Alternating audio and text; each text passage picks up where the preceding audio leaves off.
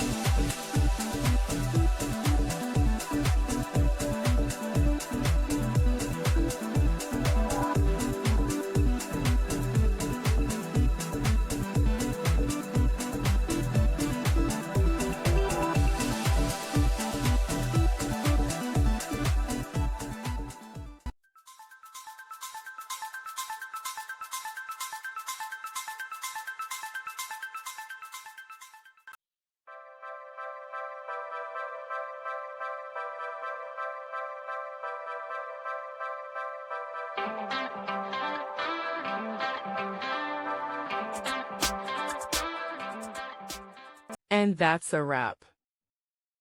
I hope you found the answer you were looking for. If you did, take a second to hit that subscribe button. It really helps out. And let me know in the comments which solution worked best for you. See you next time in the debug zone.